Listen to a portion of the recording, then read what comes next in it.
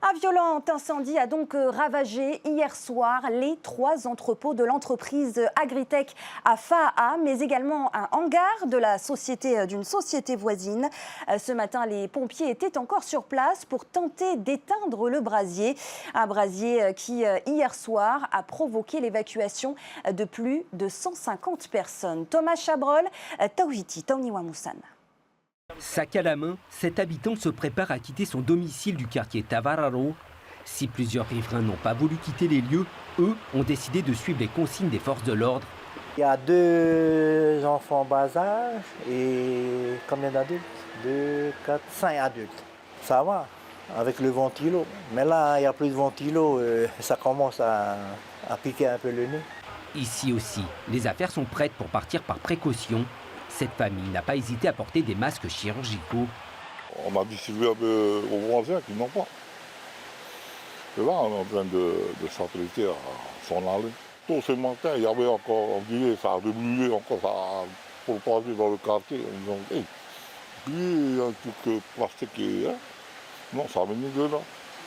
Des consignes de sécurité qui se sont élargies aux habitations voisines. Police municipale et gendarmerie sillonnent le quartier. Un seul mot d'ordre. Il faut quitter les lieux pour éviter de respirer la fumée toxique. On a mis une dizaine de policiers sur place. Toute cette zone-là qui touche cette fumée-là. Voilà. De Tavararo, côté montagne jusqu'au collège.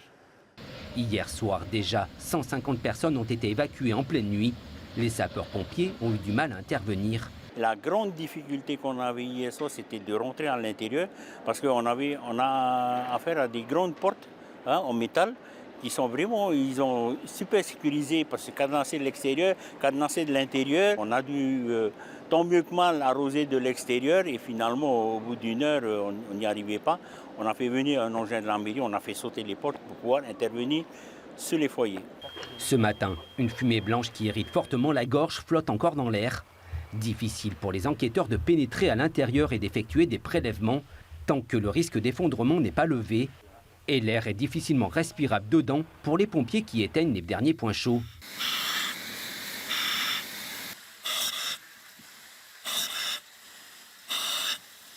Sur place, un gendarme de l'Office central de lutte contre les atteintes à l'environnement et à la santé publique et des agents de la direction de la santé ont évalué le niveau de pollution.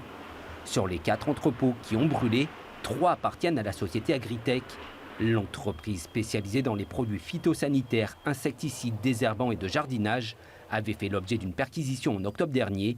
L'enquête portait sur une mise en danger et des risques d'explosion.